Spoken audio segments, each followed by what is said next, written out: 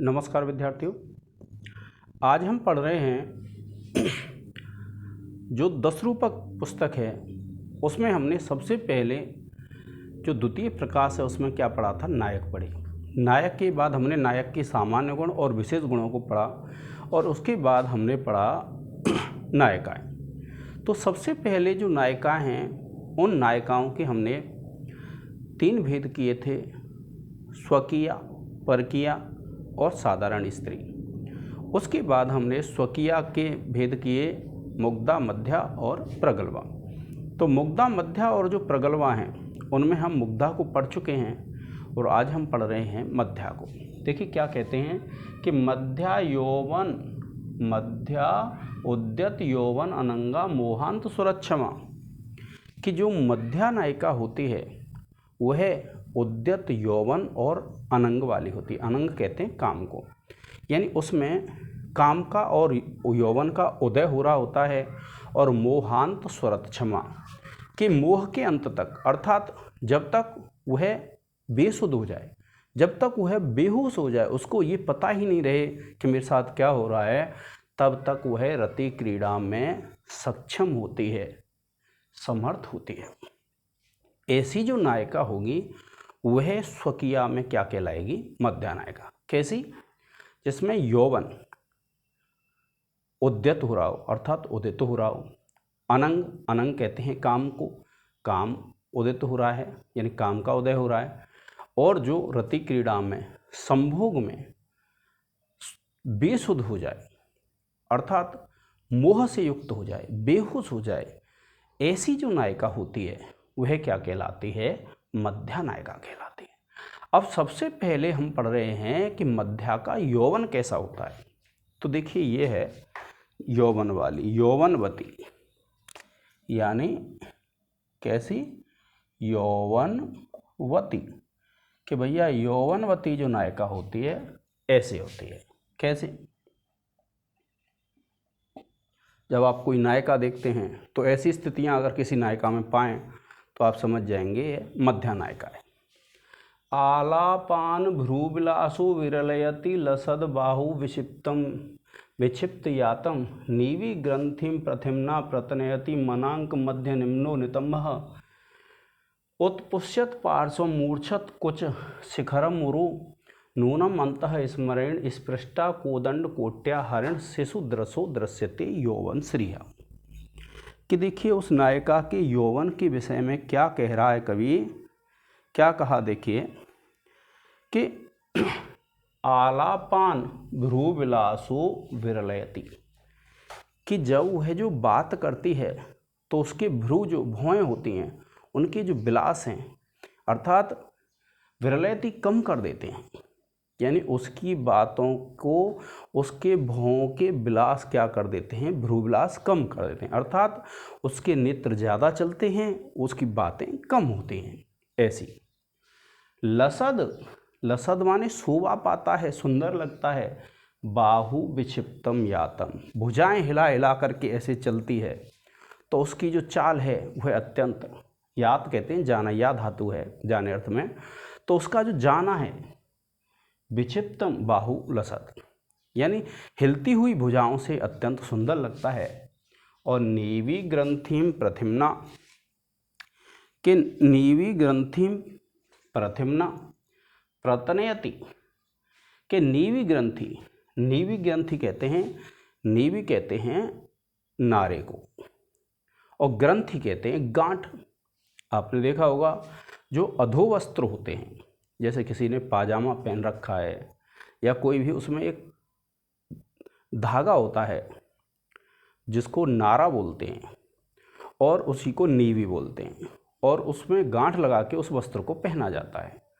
तो नीवी ग्रंथिम प्रथिम्ना प्रतनयति, के जो नीवी की ग्रंथि है, नीवी की जो गांठ है, उसको प्रतनयति ढीला कर देते हैं। मनांक माने थोड़ा, मध्य निम्नो नितंबा, कि मध्य जो होती है, अर्थात उसकी जो कमर होती है, क्या कहते हैं, मध्य, यानी उसकी जो कमर होती है उसके निम्न नितंब, यानी उससे जो नीचे नितंब प्रदेश होता है, नितंब प्रदेश कहते हैं जो पीछे का भाग होता है जिसके आधार पर हम बैठते हैं उसको बोलते हैं हम नितंब प्रदेश। तो मध्य भाग में नीचा जो नितंब है वह अपने विस्तार से नीवी की ग्रंथि को छीण कर देता है। नीवी की जो गांठ है, क्यों? क्योंकि जो नायिकाओं के सौंदर्य का जो पहलू होता है वह ये होता है कि उनका जो पृष्ठ भाग है वह वृद्धि को प्राप्त होता है, तो यह उनके सौंदर्य का एक हेतु है। उत्पुष्यत पार्श्वम, उत्पुष्यत माने पुष्ट हो रहा है, विस्तार को प्राप्त हो रहा है। पार्श्वम, पार्श्व भाग कहते हैं जो कंधे के पीछे, यानी आगे स्तन होते हैं और पीछे कंधा। ये मूर्छत कुछ शिखरम उरो, और मूर्छत विस्तार को प्राप्त हो रहे हैं, कुछ शिखरम उरोहा, और कहते हैं वक्ष स्थल पर उसके स्तन विस्तार को प्राप्त हो रहे हैं, उसके कंधे पीछे से भारी हो रहे हैं। नूनम अंतः स्मरेण, कि नूनम निश्चित रूप से, अंतः माने अंदर ही, स्मरेण कामदेव की द्वारा, स्पृष्टा स्पर्श की गई, कोदंड कोट्या उसके धनुष की कोटि के द्वारा, हरण शिशु दृशोह यानी जिसकी नेत्र हरण के बच्चे के समान है, ऐसी दृश्यते यौवन श्री, कि उसकी जो यौवन श्री है उसका जो सौंदर्य है वह इस प्रकार का प्रतीत हो रहा है। कैसे? देखिए पहली पंक्ति में कहा है आलापान भ्रूविलासु ब्रलेति, यानी जो नायिका युवती है उसके भ्रूविलास ज़्यादा होते हैं और बातें उसकी कम होती हैं, तो इसलिए कहा है उनके भ्रूविलास ने उसकी बातों को कम कर दिया है। लसद बाहु विचित्तम यातम, लसद माने शोभा पाता है, अत्यंत सुंदर लगता है उसके भुजाओं को हिला करके चलना। और नीवी ग्रंथि प्रतिमना प्रतिनयति मनांक मध्य निम्नो नितंब, क्योंकि जो कमर होती है, कमर के नीचे का भाग होता है उसको नितंब बोलते हैं, अर्थात जो चूतड़ होते हैं उनको क्या बोलते हैं? नितंब बोलते हैं। तो जो नितंब हैं, क्योंकि नायिका के नितंबों का भारी पाया जाना ये एक सौंदर्य होता है, तो जो नितंब हैं वो विस्तार हैं, कमर पतली होती है, तो जो नितंब है उसकी जो नीवी है, उसकी जो गांठ है, उसके अधोवस्त्र की जो गांठ है, नीवी कहते हैं नारे को, और उसकी जो गांठ होती है उसको बोलते हैं ग्रंथि, उसको क्या कर देता है? ढीला कर देता है। और उत्पुष्यत पार्श्वम, पार्श्व, और उसका जो पार्श्व भाग है अर्थात जो कंधों के नीचे वाला पीछे का भाग है वह कैसा हो रहा है? पुष्ट हो रहा है, यानी मांसल है, अत्यंत सुंदर लग रहा है। और मूर्छत कुछ शिखरम उरोहा, और उर यानी वक्ष स्थल पर जो उसके कुछ हैं अर्थात उसके जो स्तन हैं वो विस्तार को प्राप्त हो रहे हैं। और नूनम अंतः स्मरेण स्पृष्टा, नूनम निश्चित रूप से, अंतः स्मरेण कहते हैं अंदर, कामदेव के द्वारा, स्पृष्टा स्पर्श की गई, कोदंड कोट्या यानी अपने धनुष की कोटि के द्वारा, हरिण शिशु दृशोह कि जिसके नेत्र हिरण के शिशु के समान हैं, दृश्यते यौवन श्री, यानी इसकी जो यौवन श्री है ऐसा लग रहा है जैसे कामदेव ने इसको अंदर से स्पर्श कर लिया है। तो क्या कहते हैं? उनके भ्रूविलास ने आलाप को कम कर दिया है, उसका गमन भुजाओं के हिलने से शोभित है। मध्य भाग में नीचा नितंब उसके विस्तार से नीवी की ग्रंथि को तनिक छीण कर रहा है, और वक्ष स्थल पार्श्व भाग विकसित हो रहे हैं, और स्तन शिखर बढ़ रहा है। ऐसा दिखाई देता है कि अवश्य ही अंतःकरण में स्थित कामदेव ने अपने धनुष की कोटि से मृग शावक नयनी की यौवन श्री का स्पर्श कर लिया है। और अब दूसरा पढ़ेंगे अनंग। अनंग कहते हैं काम, उसका काम कैसा होता है देखिए।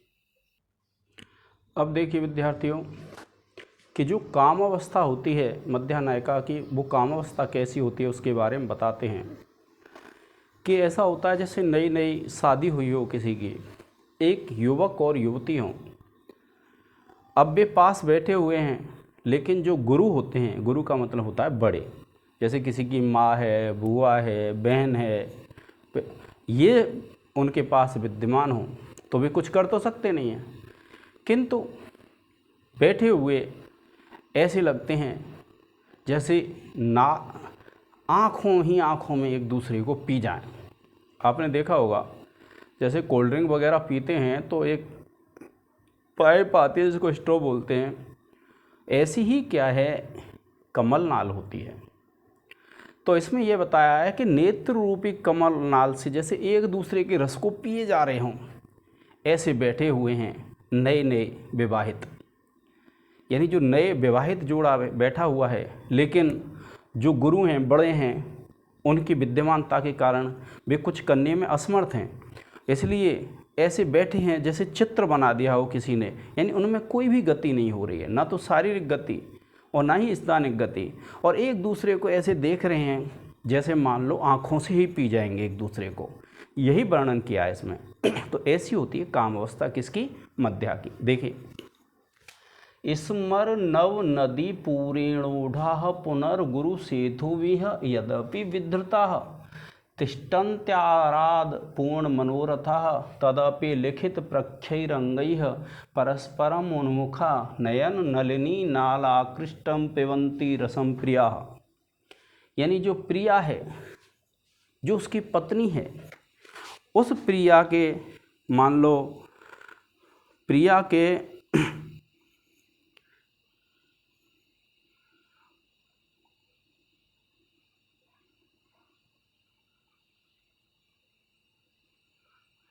रस को ये दिया पिबन्ति रसम प्रिया, कि जो प्रिया है उसकी रस को मानो पी रहे हैं, इस प्रकार से इसमें वर्णन किया है।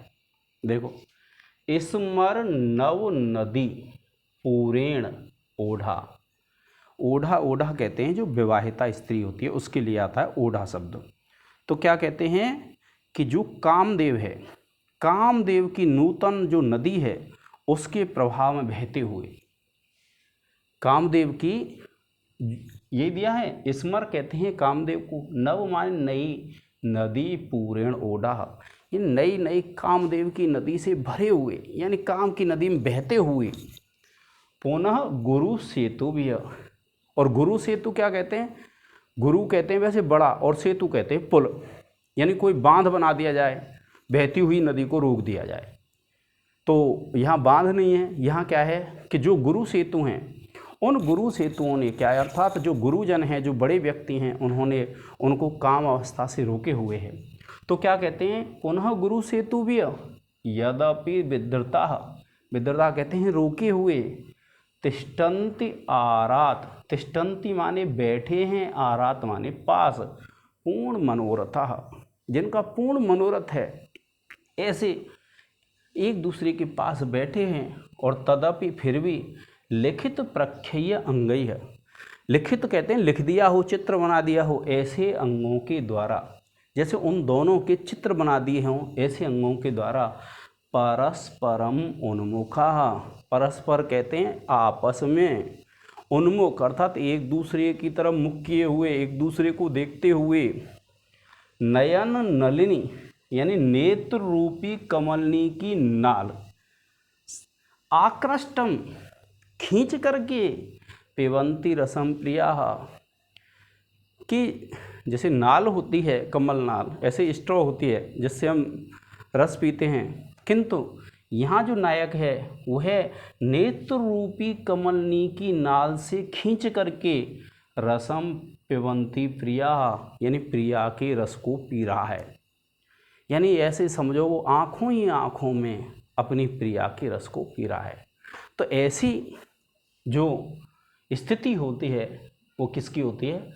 मध्या नायिका की, और यह कामवती स्थिति है विद्यार्थियों। और अब हम पढ़ेंगे सुरत क्षमा, मोहांत सुरत क्षमा। मोहांत सुरत क्षमा किसको कहते हैं? अब देखिए कि उसकी रति क्रीड़ा कैसी होती है, कैसी होती है वह नायिका, कौन सी नायिका? मध्या नायिका रति क्रीड़ा में, यानी जो रति क्रीड़ा में बेहोश हो जाती है, बेसुध हो जाती है। तो इसमें एक उदाहरण दिया है कि तावत एव रति समये महिलानां विभ्रमा व्राजन्ते यावन्न कुवलय दल स्वच्छावानी मुकुलयन्ति नयनानि। यानी रति क्रीड़ा करते करते जब उनके नयन बंद हो जाएं, उस समय जो महिलाएं हैं बहुत शोभा पाती हैं रति क्रीड़ा के समय। क्या कहा? तावदेव रति समय, यानी तभी रति क्रीड़ा के समय महिलानाम विभ्रमा विराजन्ते, कि महिलाओं के जो विभ्रम होते हैं, जो चेष्टाएं होती हैं, वे शोभा पाती हैं। कब? यावत न कुवलय दल स्वच्छावानी मुकुलयन्ति नयनानि, यानी जब तक उनके कमल दल के समान जो नेत्र हैं वे जब तक बंद नहीं होते हैं तब तक ही उनके जो रति विभ्रम हैं, जो विभ्रम हैं, वो शोभा पाते हैं। क्या कहा है कि महिलाओं की श्रृंगार चेष्टाएं रति काल में तभी तक शोभित होती हैं जब तक नील कमल पत्र के समान निर्मल आभा वाले नेत्र मुकुलित नहीं हो जाते हैं। यानी जब तक उनके नेत्र बंद नहीं होते हैं तब तक ही, अर्थात जब तक वे शुद्ध अवस्था में होती हैं, उनको हर चेष्टा का ज्ञान होता है, तो तब तक ही उनके जो रति विभ्रम हैं वो रति क्रीड़ा के समय, सम्मुख के समय शोभा पाते हैं। और जब उनके नेत्र बंद हो जाते हैं तो वह शोभा नहीं पाते हैं। इस प्रकार से इसमें बताया है। अब देखिए यह हो गया सुरत क्षमा वाला, मोहांत वाला। अब इसका विभाजन 3 प्रकार से होता है। जो मध्या है इसके 3 भेद हो जाते हैं। एक तो बोलते हैं हम धीरा, दूसरी अधीरा और तीसरी धीरा धीरा। ठीक है, ये जो भेद हैं इनको हम आगे वाले लेक्चर में पढ़ेंगे। फिर इसके बाद इनके 2 भेद हो जाते हैं, ज्येष्ठा और कनिष्ठा। तो इस प्रकार जो नायिका है उस नायिका के भेद कितने हो गए? 6। यानी जो मध्या है उसके 6 हो जाएंगे, प्रगल्भा है उसके 6 हो जाएंगे, एक मुग्धा का हो जाएगा। इस प्रकार से 6 और 6 12 और एक 13। यानी जो स्वकीय नायिका है उसके कितने भेद हो जाते हैं? 13 भेद हो जाते हैं। तो आज के इस लेक्चर में विद्यार्थियों इतना ही। जय हिंद, जय भारत। और जो भी छात्र ऐसे हैं जो संस्कृत से जुड़े हुए हैं और जो किसी कंपटीशन की तैयारी कर रहे हैं या फिर एमए की तैयारी कर रहे हैं, नेट की, पीसीएस की, किसी भी की तैयारी कर रहे हैं, तो ये जो पुस्तक है अत्यंत महत्वपूर्ण है। इसलिए जो भी संस्कृत से जुड़े हुए हैं उनके लिए वीडियो शेयर कर दें और चैनल को सब्सक्राइब कर लें विद्यार्थियों। तो आज के इस लेक्चर में इतना ही। जय हिंद, जय भारत।